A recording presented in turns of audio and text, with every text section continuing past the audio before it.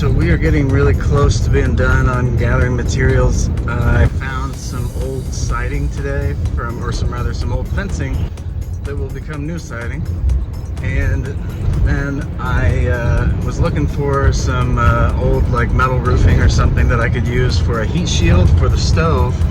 And my professor from Brazilian Jiu-Jitsu, he had some just sitting out in his backyard. So I think I'm good on that. The only thing I cannot seem to find now at this point, I think, is plywood. So I think I'm gonna finally break down, go to Lowe's, get some plywood for the subflooring and some OSB for the roofing. And but first, check out this awesome find of shingles and siding in this old barn that my grandparents have. Many thanks to my buddy Zach for getting me these cool decals to put on the back of my truck. It really makes it feel real. Zach is also one of the people who helped me out on the weekend of the build. Another group of people who helped me, though, is my grandparents, and I just wanted to give them a shout out and thank them for bringing this trailer down. The fact that they were willing to bring this down and store all this stuff for me while I was collecting it enabled me to actually collect a lot more and get a lot more down, and maybe even possibly get enough for the entire build on this trip. Who knows? Now, no, I am not using hand tools for this project. We tried our best to get this generator going, and you will see some future struggles with the generator in future videos, but thanks to my grandpa and Zach for figuring this one out eventually. So, with the materials in hand and the small trailer that Zach loaned me behind us, we ventured up onto the hill for the first time, and we did our best to make it to the top. And I also want to thank my friends Simeon, Zach, Kevin, and Jonathan, who were all down there to help with the build. And that really did require a lot of help.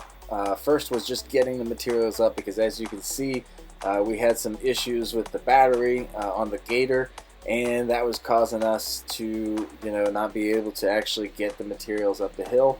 Thankfully, Simeon was able to figure it out, and eventually we were moving again. I also want to thank Simeon for getting a lot of the video before Jonathan was able to get down there so he could capture a lot of this stuff.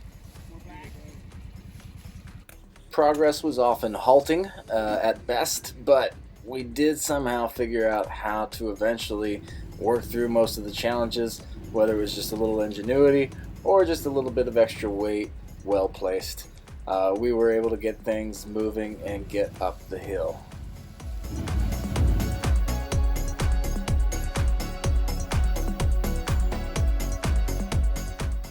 Spots like this could cause a lot of headaches, so eventually we figured out how to make it through them.